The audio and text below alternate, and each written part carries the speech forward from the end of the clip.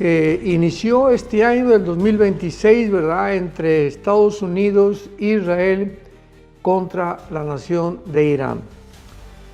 Nos encontramos ahorita actualmente en el mes de abril y es increíble que en estos días acaban de anunciar que finalmente Irán permitiría ya el paso de todos los barcos petroleros a través del estrecho de Hormuz.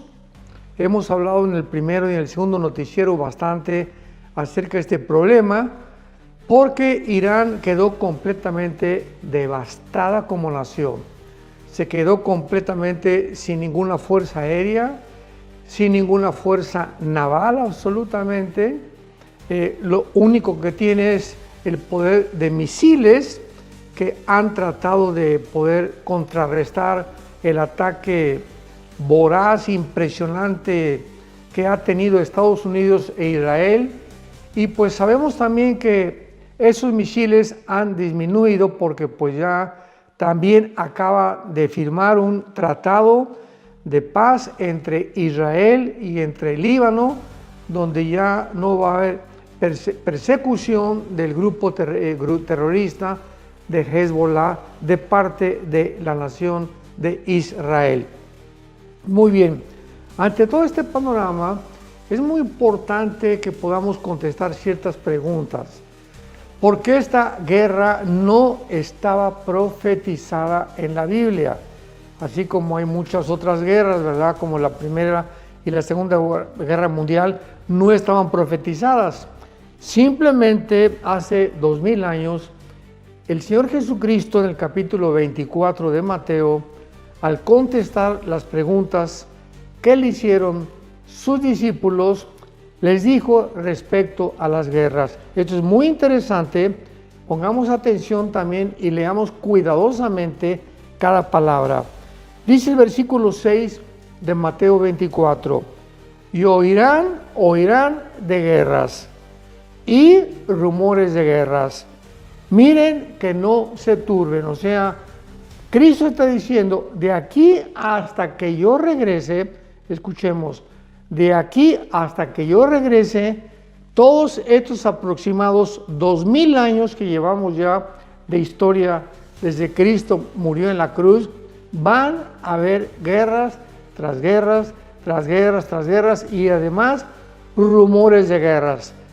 Y lo más importante que Jesús dice, no se turben, o sea, no se sorprendan, no se apaniquen, no comiencen a ponerse preocupados y que la Tercera Guerra Mundial, porque dice Jesucristo, es necesario que todo esto acontezca. Estas palabras, es necesario, también son muy misteriosas, enigmáticas, porque podemos preguntarnos, ¿cómo que es necesario? O sea, las guerras, Cristo está diciendo que son necesarias las guerras, es exactamente lo que está diciendo. ¿Y por qué podríamos nosotros contestar? Simplemente por la naturaleza caída del ser humano. El ser humano es un ser completamente caído, es un ser con una naturaleza pecaminosa, que estamos continuamente en guerra, si no es contra la esposa, contra el esposo, contra los hijos, contra los vecinos, contra el gobierno, contra la ciudadanía contra el gobierno. Estamos en guerra contra nosotros mismos. Somos seres autodestructivos. O sea, estamos buscando de alguna manera, de una forma inconsciente, ¿verdad?, fumar, tomar, violar los mandamientos del código de conducta que Dios nos ha dejado para que podamos vivir una vida normal, pero todo esto es un impulso que va en contra de las leyes establecidas por Dios. Así que son necesarias las guerras debido a la ambición de los seres humanos. Jesucristo dijo en Mateo capítulo 20, cuando los reyes suben, o sea, cuando el ser humano se entrona, cuando se sientan en la silla presidencial, en ese momento algo le pasa al ser humano. El ser humano no puede soportar sentarse en un trono como un rey, en una silla presidencial, porque algo le sucede al ser humano. ¿Qué cosa le sucede al ser humano? Jesucristo dijo en Mateo 20, comienzan a enseñorearse, comienza el orgullo, la soberbia, esta disposición nata que traemos de nuestra naturaleza caída para comenzar a controlar a los demás seres humanos.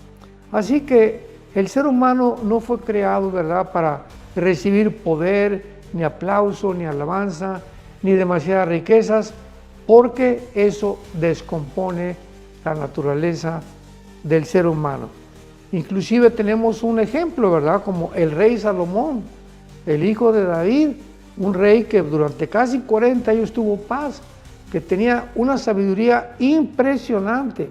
Sin embargo, esas riquezas no pudieron impedir que Salomón se desviara del camino de Dios, asimismo también las mujeres. Así que el ser humano necesita forzosamente entender que somos seres frágiles, que somos seres débiles, que necesitamos a Dios, que necesitamos recurrir continuamente al Salvador para que pueda darnos esa fuerza, esa visión que no tenemos por la naturaleza caída con la que nacimos para poder enmendar nuestros caminos. La Segunda Guerra Mundial es el último ejemplo que quiero dar. ¿Qué fue lo que sucedió? Bueno, pues el famoso Adolfo Hitler en 1933 y al 36 es nombrado canciller de Alemania. 1939 ya se erige Hitler como el dictador, el Führer de Alemania, y en ese momento invade Polonia, invade algunas naciones de Europa y desata una Segunda Guerra Mundial. ¿Por qué? Bueno, simplemente Hitler quería controlar el mundo. Ahí está la tendencia de todos los dictadores, césares, conquistadores, presidentes, reyes, todos tienen la misma ambición: dominar, dominar, dominar, conquistar y poder erigirse y ser llamados como dioses, como lo hicieron los césares romanos. Los césares romanos llegaron a un nivel tan elevado de control y de poder que se comenzaron a creer que ellos eran realmente dioses.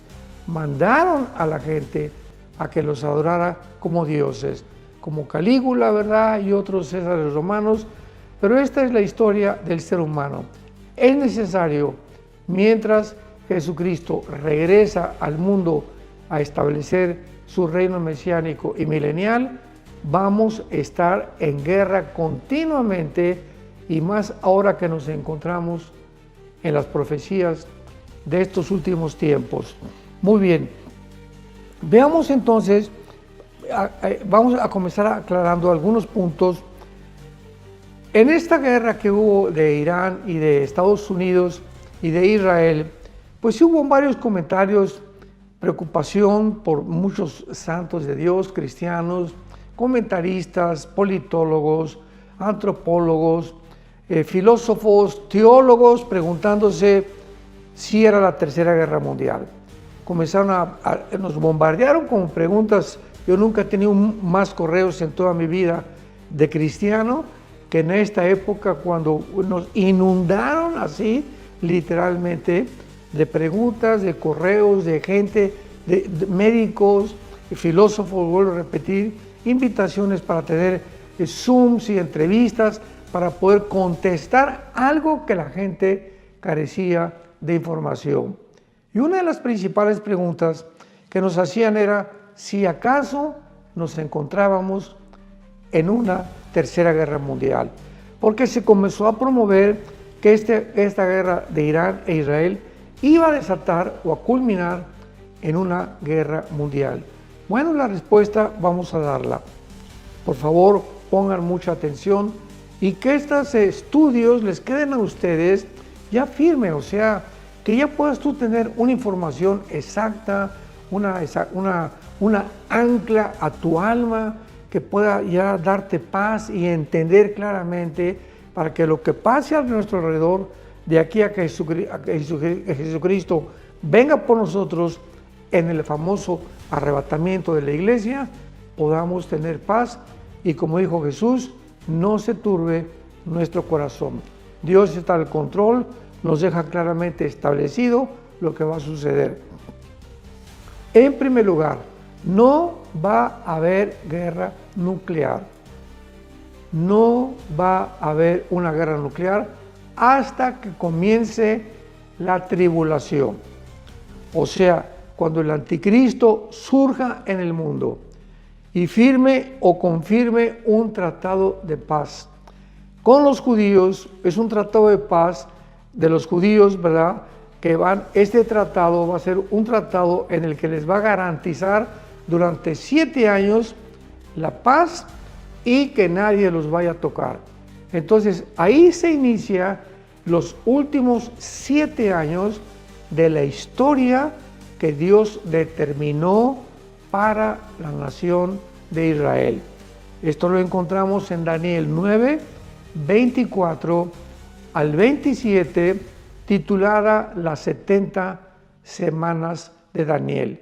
Dios determinó exactamente, cronológicamente, que Israel tendría 490 años, desde hace 2400 años hasta que regrese Jesucristo, como toda su historia, para que todo se culminara y terminara exactamente la nación de Israel, donde va a terminar en una tercera guerra mundial.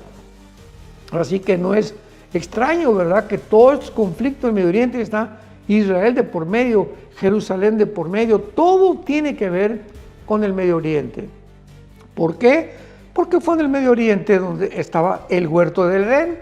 Precisamente en la ciudad de Jerusalén se encontraba el huerto del Edén, y exactamente ahí va a regresar otra vez el mundo para poder terminar antes de que Jesucristo regrese con todos estos ejércitos que quisieron levantarse en contra de Israel y en contra de Dios, y que Jesucristo en su segunda venida los matará con el poder de su boca. Dice en Apocalipsis capítulo 6, versículo 8, que hasta el cuarto sello del Apocalipsis, el primer sello es el caballo blanco, que representa a la figura del anticristo, entrando con un arco sin flechas. O sea, significando que el anticristo entra al mundo con peace y love, con paz y amor. No va a entrar como un guerrero, no va a entrar como desatando una guerra, va a entrar haciendo la paz. Por lo cual el mundo va a quedarse sorprendido, porque además de hacer la paz, en el momento en que él entre va a comenzar a resolver cantidad de problemas que no existen todavía y que no han podido solucionar ni diplomáticos, ni senadores, ni presidentes, ni reyes en el Medio Oriente. Así que él va a enfrentar, por eso se le retrata entrando con un caballo blanco. El segundo caballo, que es el caballo negro del Apocalipsis, es la guerra. Inmediatamente después de que él comience a hacer una supuesta paz, va a desatar una guerra. El tercer caballo, ¿verdad?, es el caballo que viene a traer las pestes, que viene a traer toda el hambre, es la consecuencia de la guerra. Y finalmente, no es hasta el cuarto caballo del Apocalipsis que encontramos estas palabras. He aquí un caballo amarillo, y el que lo montaba tenía por nombre Muerte, y el Hades, o sea, el infierno, le seguía. Y le fue dada potestad sobre la cuarta parte de la tierra, para matar con espada. Cuando la Biblia menciona matar con espada, implica mediante la guerra. Para matar con espada, con hambre, con muerte y con las fieras de la tierra. Así que hemos visto que aproximadamente somos 8,000 millones de personas en el planeta Tierra actualmente, si calculamos una cuarta parte, ¿verdad? Pues le quitamos 2.000 millones de personas que van a morir. Imaginémonos nada más, 2.000 millones de personas van a morir durante este tiempo de la gran tribulación. Entonces, la segunda vez que la Biblia nos menciona otra muerte colectiva de seres humanos en el tiempo de la tribulación es en la quinta trompeta, en el capítulo 9, versículo 12 en adelante del libro del Apocalipsis. Y dice así: el sexto ángel tocó la trompeta y oí una voz entre los 4 cuernos del altar de oro que estaba delante de Dios, diciendo al sexto ángel que tenía la trompeta: desata los 4 ángeles que están atados junto al río Éufrates. Y fueron desatados los 4 ángeles que estaban preparados para la hora, el día, el mes y el año. Veamos de qué forma tan cronológica y tan perfecta tiene Dios el control del tiempo, a fin de matar a la tercera parte de los hombres.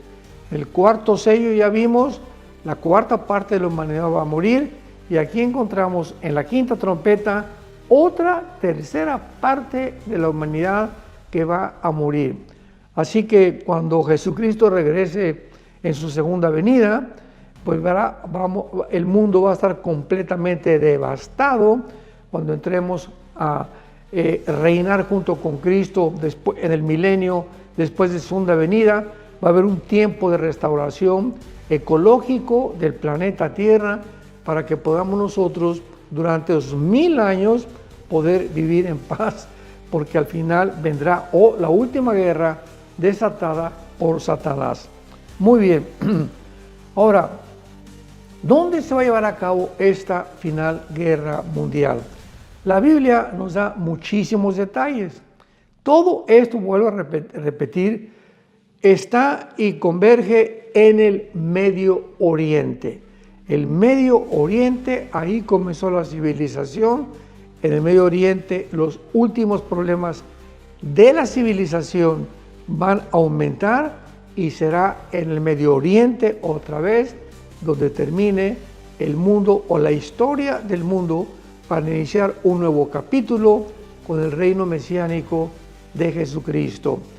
Dice la Biblia aquí en el libro de Joel, en el Antiguo Testamento, capítulo 3, encontramos estas palabras acerca de la ubicación clara del lugar geográfico donde se va a llevar a cabo la Tercera Guerra Mundial, que también se conoce con el nombre de Armagedón.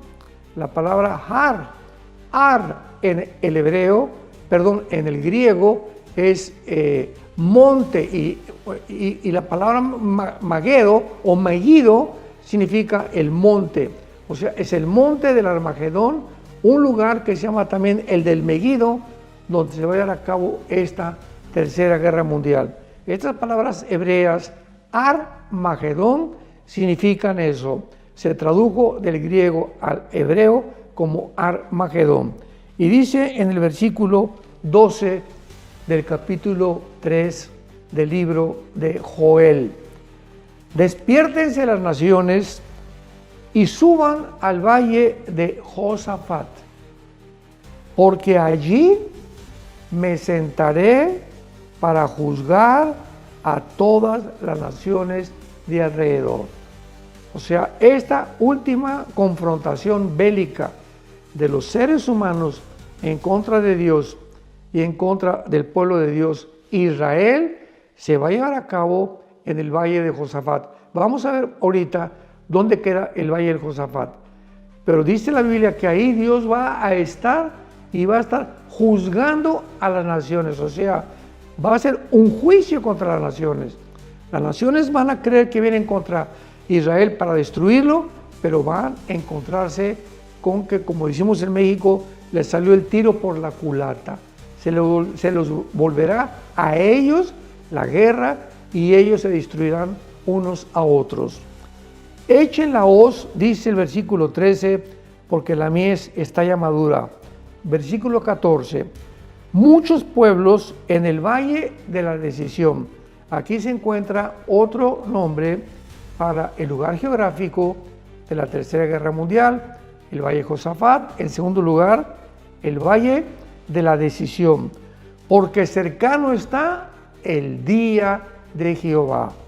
En el Valle de la Decisión, el sol y la luna se oscurecerán, las estrellas retraerán su resplandor, y Jehová rugirá desde Sión, y dará su voz desde Jerusalén, y temblarán los cielos y la tierra, pero Jehová será la esperanza de su pueblo y la fortaleza de los hijos de Israel. Y conocerán que yo soy Jehová, vuestro Dios, que habito en Sión, mi santo monte. Todo esto que acabamos de leer es muy importante que nosotros podamos saber entonces, ¿verdad?, que la palabra Armagedón proviene de dos letras hebreas, Armonte y Megido, cita o encuentro, o el lugar del monte, otra vez se traduce como el monte de la matanza. Y puestas juntas, estas palabras Ar-Megido se refieren al monte del Megido, al sur del valle de Jezreel, al sur occidente del monte Carmelo. Megido fue una capital, ¿verdad?, de una porción de Canaán que cayó bajo Josué capítulo 12, pero es un valle, cuando vemos los que nos han acompañado a Israel, es un valle inmenso, pero así impresionantemente largo, que cubre, ¿verdad?, cientos de kilómetros. Cuando Napoleón llegó ahí a Israel y estuvo en el valle del Megido, Napoleón Bonaparte dijo estas palabras: este es el lugar precisamente donde se llevará la última guerra de los seres humanos. Muy bien, ahora veamos en el capítulo 14 del libro de Zacarías en el Antiguo Testamento que cuando la Tercera Guerra Mundial se lleve a cabo, Jesucristo va a bajar del cielo. Una cosa es el arrebatamiento de la iglesia, no lo confundamos. Una cosa es el arrebatamiento de la iglesia 7 años antes y 7 años después es la segunda venida de Jesucristo. En el arrebatamiento no se considera ninguna venida de Jesús porque no va a poner los pies en la tierra como fue en su primera venida y como será en segunda venida. Porque hay muchos que han dicho, están inventando que Jesucristo va a tener 3 venidas. Por el amor de Dios.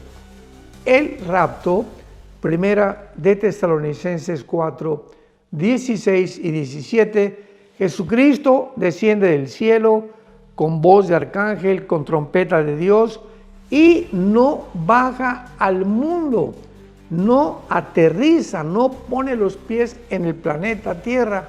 Él se queda tal vez a la mitad de la atmósfera, y entonces cuando oigamos la voz, Él nos va a jalar, van a resucitar los muertos de Pentecostés hasta este día, y nosotros, los que estemos vivos, espero que seamos y pertenezcamos a esa generación, vamos a dejar nuestros cuerpos, vamos a ser transformados en un abrir y cerrar de ojos, y nos reuniremos con Él en el aire. Y de ahí Él nos lleva a donde no nos baja a la tierra, nos lleva al cielo, a la casa de su Padre. Él lo dijo con estas palabras en Juan capítulo 14, versículo del 1 al 3. Si creen en Dios, crean también en mí, no se turbe vuestro corazón. Si voy a casa de mi Padre a preparar lugar para vosotros, voy a casa de mi Padre a preparar lugar para vosotros. ¿En dónde? En el cielo. Y si viniere, con cuidado leamos esto, y si viniere otra vez, dice Jesucristo, os tomaré, ahí está el arrebatamiento, os tomaré a mí mismo, para que donde yo estoy, ustedes también estén. ¿En dónde va a estar Jesucristo cuando venga? Pues en la casa de su Padre. ¿A dónde vamos a estar nosotros? Nos va a llevar con Él al cielo. A los que tengamos la bendición de poder ser arrebatados en el rapto famoso de la iglesia. Así que esto es muy importante de considerar. Ahora bien, van a pasar 7 años, entonces vamos a estar nosotros en el cielo. Estas guerras nucleares, la iglesia ya no va a estar aquí en el mundo, no vamos a estar aquí en la tribulación, vamos a ser rescatados. Ahí tengo cantidad de información en nuestro sitio de YouTube, Armando Lucid Ministries, donde explico, ¿verdad? Tengo horas y horas y horas explicando la diferencia entre el rapto y entre la iglesia, los argumentos a favor, los argumentos en contra, o analizando todo objetivamente, para que a ti que te gusta investigar y no quedarte solamente con alguna información que tienes limitada, puedas ampliar tu conocimiento. Entonces, en Zacarías capítulo 14 se describe claramente ya la segunda venida de Jesucristo con nosotros. Mientras estamos en el cielo en estos 7 años, estamos en el cielo en lo que se llama el tribunal de Cristo. Romanos 14:10, porque todos nosotros compareceremos ante el tribunal de Cristo. Primera de Corintios capítulo 3, versículo 10 en adelante, para que en el tribunal de Cristo recibamos cada quien lo que sembramos. Los que sembraron con diamantes, con oro y con plata, recibirán recompensa. Los que hicieron obras con heno y con paja, que es combustible, se quemarán sus obras y sufrirán grande pérdida. ¿Cuándo será este juicio de los cristianos? Va a ser un juicio no respecto a la salvación, sino que allá en el cielo vamos a ser preparados y juzgados por Dios en cuanto a lo que hicimos o dejamos de hacer mientras estábamos en el cuerpo. ¿Por qué? Porque nuestra salvación ya está garantizada. Romanos 8:1, ninguna condenación, ya no hay ningún juicio contra tu vida, ni contra mi vida, de parte de Dios. Este juicio me refiero, ya no hay infierno a ningún cristiano que tiene a Cristo Jesús. Entonces la salvación ya está garantizada. Este juicio será mientras pasa la tribulación aquí en el mundo, para que Dios nos analice a cada uno, y entonces ya en el cielo, analizados, va Dios a considerar, escuchen esto, va Dios a considerar en el cielo, cuando bajemos con Él, como lo vamos a leer ahorita, a establecer su reino, ¿cuántos cristianos van a reinar? O sea, cuando bajemos todos aquí al cielo, los cristianos, en el tiempo ya del milenio, en la segunda venida de Jesucristo, que lo acompañemos a Él con sus ángeles, hay cristianos, dice la Biblia en Apocalipsis 20, del 1 al 3, que muchos cristianos, los que fueron dignos, se sentarán en tronos a juzgar. O sea, un trono te habla de autoridad, te habla que tienes súbditos, te habla que tienes una cierta reputación que va a correr por todos lados, donde la gente te va a respetar, porque no todos los cristianos van a reinar con Cristo. Va a haber otros cristianos que van a ser soldados rasos, otros cristianos que tal vez sean coroneles, otros sargentos, otros cabos, en fin, va a haber diferentes posiciones de acuerdo a la fidelidad que tuvimos mientras estábamos en el planeta Tierra. Así que esto es muy importante para que cuando ya termine el juicio del gran tribunal de Cristo, Apocalipsis 19, vean ustedes la cronología. Inmediatamente en Apocalipsis 19 vienen las bodas del Cordero, que se llevan ¿en dónde? En el cielo. Chécalo ahí en tu libro, en Apocalipsis 19, las bodas del Cordero. Y ya que celebremos las bodas del Cordero, bajamos con Cristo a la cena del Cordero que se llevará a cabo durante el milenio. Así que el rapto y la segunda venida tienen que ser completamente dos eventos diferentes para que estos lugares, estos eventos puedan llevarse a cabo de acuerdo al programa cronológico que Dios ha establecido en su palabra. Bueno, ahora sí leamos Zacarías capítulo 14. He aquí el día de Jehová viene y en medio serán repartidos tus despojos, porque reuniré a todas las naciones para combatir contra Jerusalén. La ciudad será tomada, serán saqueadas las casas, violadas las mujeres. La mitad de la ciudad irá en cautiverio, mas el resto del pueblo no será cortado de la ciudad. O sea, cuando lleguen los ejércitos del mundo a la ciudad de Jerusalén para tratar ya finalmente de exterminar a la nación de Israel y borrar de mapa a los judíos, van a pasar todas estas atrocidades en contra de los judíos, que Cristo les advirtió que era una persecución como jamás, y una matanza y una crueldad como nunca en la historia la había habido. Pero dice en el versículo 4, y se afirmarán sus pies en aquel día sobre el monte de los olivos que está enfrente de Jerusalén, al oriente, y el monte de los olivos se partirá por en medio, hacia el oriente y hacia el occidente, haciendo un valle muy grande, y la mitad del monte se apartará hacia el norte y la otra mitad hacia el sur. En otras palabras, aquí vemos que Jesucristo baja y dice claramente que en aquel tiempo bajará Jesucristo y pondrá sus pies en el monte de los olivos. Se afirmarán sus pies en el monte de los olivos y se va a hacer como una cruz ahí enfrente de Jerusalén en la venida de Jesucristo. Y dice el versículo 6, acontecerá que en ese día no será luz clara ni tampoco oscura. Vemos pues claramente que en la segunda venida de Jesucristo viene con todos nosotros a reinar y establecer su reino milenial. Y ahora vayamos al libro del Apocalipsis capítulo 19 y veamos otro relato de la segunda venida de Jesucristo por medio del apóstol Juan en el libro del Apocalipsis, que coincide exactamente con Zacarías capítulo 14 que acabamos de leer.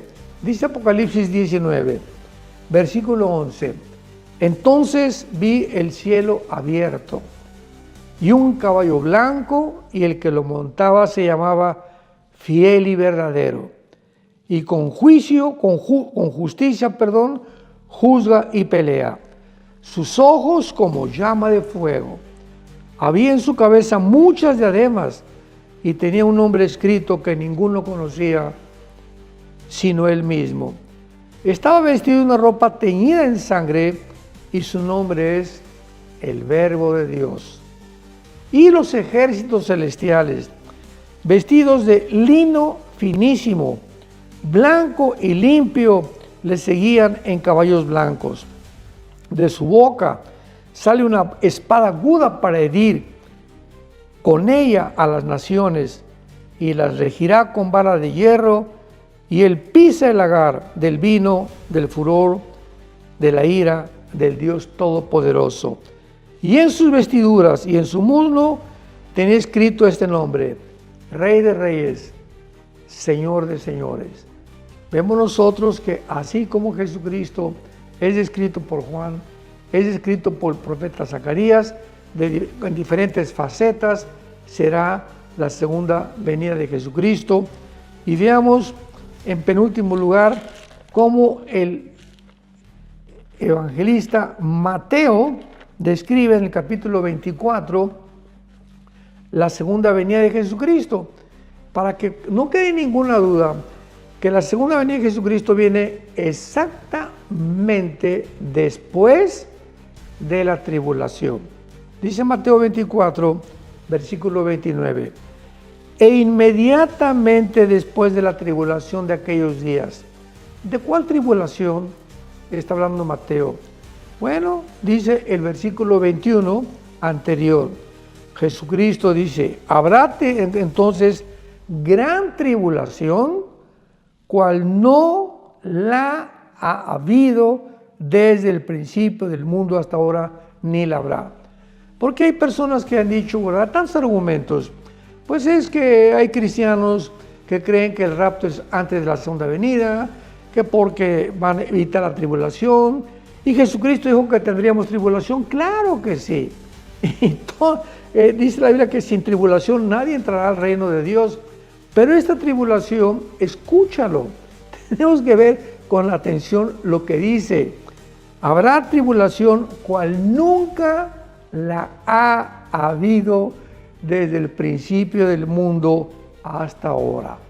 O sea, aquí es una tribulación específica, una tribulación especial, un tiempo de sufrimiento único en toda la historia de la humanidad. Eso es lo que nosotros se llama la ira de Dios.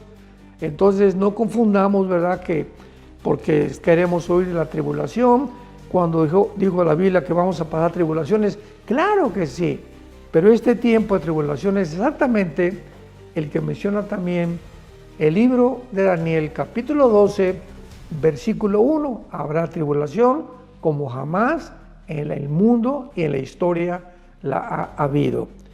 Y dice el versículo 29, después de la tribulación, el sol se oscurecerá, la luna no dará su resplandor y las estrellas caerán del cielo y las potencias de los cielos serán conmovidas. Entonces, después de todo esto, aparecerá en el cielo la señal del Hijo del Hombre. Y entonces lamentarán todas las tribus de la tierra y verán al Hijo del Hombre viniendo sobre las nubes del cielo con gran poder y con gran gloria. Vemos pues nosotros de qué forma tan maravillosa la Biblia nos describe el final de la historia humana, cómo las guerras van a continuar repitiéndose. Este problema actualmente, volvemos otra vez a recordar a los que ustedes no han visto la primera y la segunda parte de este noticiero, que Irán va a sobrevivir. Irán va a sobrevivir. ¿Por qué?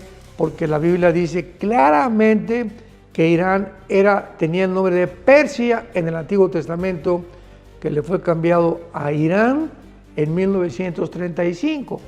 Así que si tú quieres encontrar en la Biblia a Irán, lo vas a encontrar con el nombre de Persia, ¿verdad? Porque hasta 1935 la Biblia ya estaba completamente editada en diferentes idiomas. Entonces, en Ezequiel 38, por ejemplo, que se describe la final invasión o esta guerra final mundial o del Armagedón, se describe a Irán como una de las naciones que forman parte de estas naciones, de esta alianza que formará el anticristo en contra de la nación de Israel. En el capítulo 2 del libro de Daniel encontramos a Irán como Persia, representado con el pecho y los brazos de plata en la estatua del sueño que tuvo Nabucodonosor, y al final la estatua es golpeada en los pies, exactamente una piedra que representa a Jesucristo.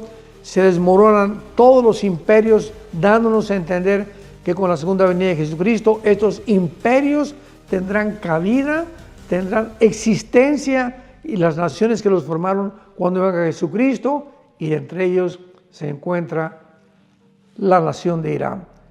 Así que Irán va a sobrevivir, no sabemos qué va a pasar, pero no va a poder mandar una guerra o una bomba nuclear, hasta a lo mejor le va a tocar en la tribulación.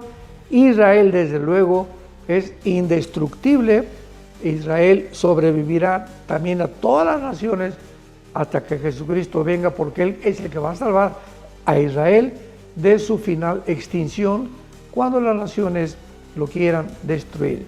Así que esto es muy importante para que podamos comprender claramente el panorama y podamos entender lo que va a suceder.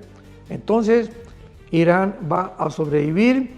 ¿Qué con Estados Unidos? Estados Unidos, ¿verdad? Tarde o temprano, escuchémoslo, Estados Unidos, tarde o temprano, va a abandonar a la nación de Israel. ¿Por qué? Porque la Biblia dice, recurramos a la palabra profética más segura. La Biblia dice que Israel se va a quedar en ese tiempo completamente sola, al grado que va a tener que pedirle ayuda al anticristo, que va a ser el Mahdi musulmán, ¿verdad? Porque el anticristo es el Mahdi, el famoso guía o Mesías que la religión islámica están esperando, sobre todo los chiitas, y cuando él venga van a tener que recurrir con él para que él les garantice a Israel que nadie los va a tocar por 7 años.